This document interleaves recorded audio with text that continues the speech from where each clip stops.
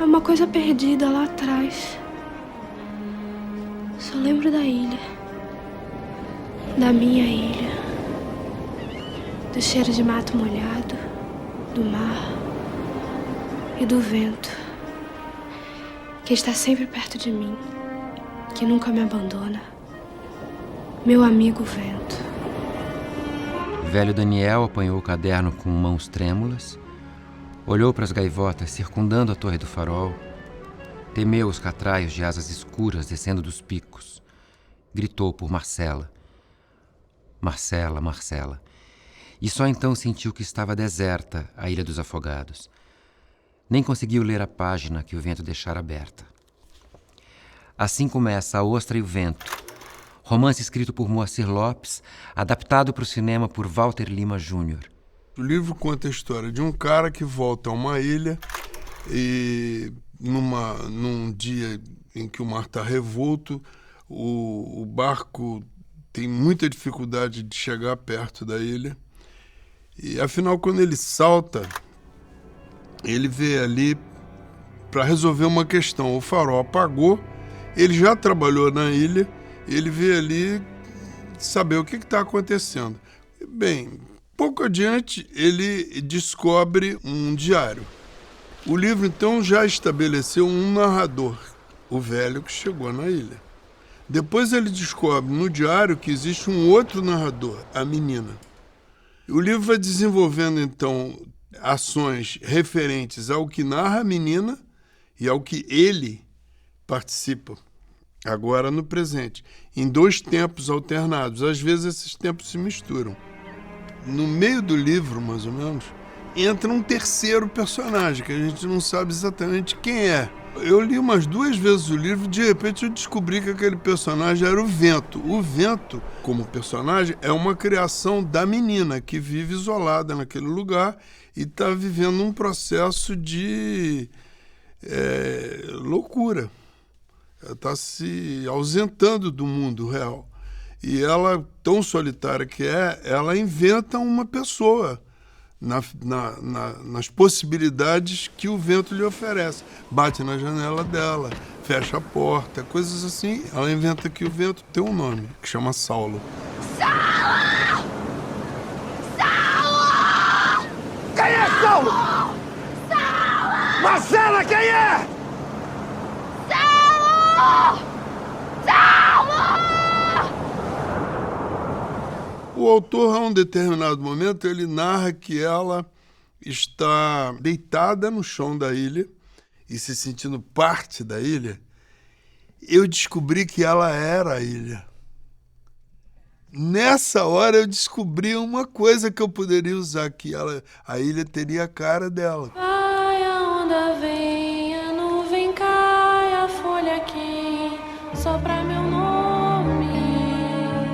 Como se ela fosse uma esfinge. Raia o dia tem, sereno pai, ralha meu bem, trouxe um perfume. Eu vi muitas candidatas a esse filme. Eu vi candidatas em São Paulo, vi candidatas no Paraná, vi candidatas no Ceará, que eram locais onde eu iria filmar, né? E vi candidatas no Rio. Eu cheguei bem perto de uma menina no Ceará que eu achava que tinha muito do personagem. Eu estou nessa situação, no Rio de Janeiro ainda, vendo as últimas possibilidades, quando eu olhei para a porta e vi a Leandra escondida atrás da porta. Para mim, me chamou a atenção aquela pessoa tímida, parecia um bicho, escondida, entendeu? Eu comecei a achar que era ela, que era o personagem que estava me olhando. Eu comecei a conversar com ela, ela conhecia o livro de trás para frente, entendeu? Ela era, sabe, uma bandidazinha, sabia tudo, ela sabia tudo. Eu fiquei tão emocionado com aquilo, sabe, com aquele encontro, ela estava fingindo que não era ela. Eu nem fiz teste com ela. Quando eu acabei de conversar com ela, ela falou assim, não, é ela, eu não tenho a menor dúvida.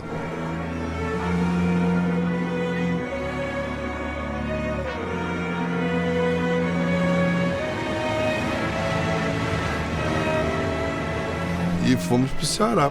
A primeira coisa que eu achei interessante dela no Ceará, ela nunca conversou com Lima Duarte. Ele chegou a pedir para mim. Ele falou assim, não dá para você intervir? Eu falei assim, ué, bate um papo com ela. Você quer que eu vá te apresentar, assim, formalmente, pô? Só que ele não tinha feito nenhuma cena com ela. No dia que ele fez, ele tomou um susto. Aí veio me dizer, essa garota é meio endiabrada, entendeu? Eu senti uma coisa estranha nela. Ela me odeia? Eu acho que não, né, Lima? Ela não te odeia. E qual a razão que ela tem de odiar? Mas você sentiu a fúria? Senti. Você é meu pai. Não começa a inventar coisa. Ela não estava personagem, ela era, entendeu? Quando eu me dei conta disso, pô, isso é um presente, né? É um presente. Você ter uma pessoa que é, né? Um artista que é, que não está se fazendo de conta que seja. Todo o filme gira em torno do amadurecimento de Marcela, que vive isolada nessa ilha, sem contato com nenhuma outra mulher. É ela quem cozinha, lava a roupa, cuida da casa, mas ainda não entende o que está acontecendo com seu próprio corpo. A cena em que Saulo rouba o lençol do varal é justamente a que simboliza a sua transformação. Saulo, para! Quando a gente fala assim, uma cena do filme, em geral, a gente sempre vai escolher alguma coisa que tenha uma construção de linguagem que seja expressiva em relação aos sentimentos dos personagens ou do tema, né? E eu acho que esse é o maior desafio para quem faz cinema, né? Nesse momento ele tem uma possibilidade de usar a linguagem como um poeta tem. Agora é um corpo, e é o seu. Mas a flor é uma flor, pendente de um galho, natureza de flor. E quando tocada por seus dedos, parece animada por movimentos próprios, adquire o calor do seu corpo. Uma folha é menos que uma folha quando desprendida de uma árvore, mas quando seus dedos acariciam, transmitem-lhe o sopro da vida. E aí ela começa a ver assim que tem flores que vão se abrindo e movimentos de plantas. A ilha está toda viva em torno dela. Com isso, ele quis significar que ela estava se transformando numa mulher, estava tendo a sua primeira menstruação. Eu achei essa cena muito estranha, entendeu? Eu não vou fazer uma coisa dessa, flores se abrindo. Coincidentemente, eu tinha uma filha bem jovem ainda, tinha uns 13 anos para 14 anos, e recentemente tinha tido a sua primeira menstruação. O que eu pensei foi o seguinte, se eu quisesse criar uma significância disso, assim, a mais simples possível, entendeu? O que seria? Eu acho que seria como aconteceu com a minha filha. A minha filha se levantou e viu que o lençol estava sujo. Mas ela conversava com outras mulheres. A menina do filme, não. A menina do livro, não. Então ela não poderia nem perguntar o que está acontecendo comigo. A cena que precede é uma cena que ela está dançando com umas pessoas. E ela está sendo olhada de uma maneira desejosa. Tem marinheiros que olham para ela com um olhar meio desejoso. Depois ela é vista dentro de uma gruta, como se fosse um útero. Para depois ela ser vista lá no tanque, na beira do poço, com o seu lençol. Então eu tinha já alguns elementos. O lençol, a mancha de sangue, a ignorância dela e que me levava a um possível culpado, que era aquele personagem tão enigmático que apareceria. Um dos grandes desafios de adaptar um livro para o cinema é encontrar uma forma de traduzir o texto em imagens e sons. O papel aceita tudo. No livro podemos mergulhar no sentimento de um personagem com poucas palavras. Mas como filmar isso? Como filmar um sentimento? Como filmar o vento? Quando eu li o Austro e Vento, o livro, Uma pessoa me disse assim, mas quem é que vai fazer o papel do vento?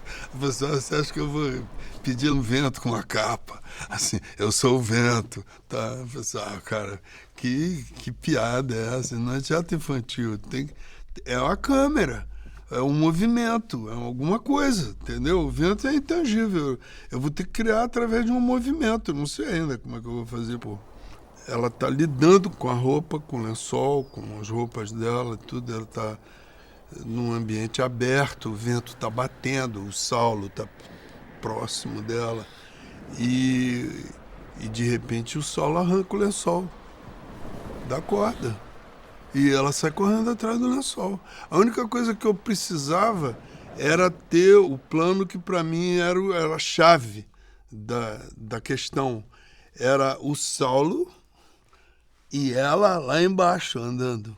Eu precisava daquele plano, do lençol tremulando com ela lá embaixo, para eu ter essa mágica, essa relação. Isso aí virou um drama para mim. E aí falei para um maquinista. Ele falou assim, como é que você quer fazer isso? Eu quero fazer isso lá na Ilha do Mel. Eu falei assim, vamos tentar aqui. A gente estava num terreno plano, né, numa praia lá em Jericoacoara. Aí ele colocou um cabo de aço e fizemos. Tinha que ter um ponto mais alto onde a câmera descesse depois e a gente pudesse tirá-la dali. Né? Deu certo. Fizemos uma experiência assim. Só que quando chegou na Ilha do Mel, a Ilha do Mel é assim. O farol está aqui em cima. Então, para poder fazer esse ponto de apoio onde a câmera fosse e voltasse para a gente tirá-la, entendeu? Ele teria que fazer uma torre tão ou mais alta que é o cume da ilha. E ele fez uma torre, que era uma coisa totalmente torta, entendeu? Toda puxada com um cabo, né, fincado no chão, cabo de aço, entendeu? E ele, no dia que ele foi me mostrar, ele teve uma semana para fazer isso. Eu falei, tá legal, eu vou me privar de ter você na filmagem, você vai lá, faz. E no dia que ele me chamou, ele saiu se pendurando que nem macaco para mostrar que aquilo ali estava seguro. E nós fizemos a cena assim. Isso é um exemplo de decupagem. A decupagem é uma forma de expressão poética lidando com elementos da narrativa, da linguagem do cinema, que possa expressar um sentimento do personagem ou da situação que o personagem está vivendo. Então eu precisava falar de coisas a respeito, primeiro da inocência do personagem, de que ele não tem o menor conhecimento daquilo que está acontecendo com ele, de como ele fantasia aquilo, por isso o lençol, entendeu? Tudo aquilo dizia respeito ao sentimento do personagem. Eu não podia trair esse sentimento do personagem. Eu me coloquei muito na pele daquele personagem, totalmente ignorante do que está acontecendo com ela. Primeiro ela fica tonta, e ela cai na praia, e o lençol vem e se deita sobre ela. E aí a gente vê a mancha de sangue surgindo. A figurinista fala assim, Walter, você está totalmente enganado. O sangue vai para baixo, o sangue jamais vai para cima. Eu falei assim, cara, deixa de ser louca. Quem aceitou isso até agora não está nem aí para se o sangue vai para cima ou vai para baixo. Isso já é uma coisa tão fantasiosa. Pô. E eu acho que passou, porque depois que ela viu, ela veio me dizer assim, não, tá tudo certo, eu aceitei tudo.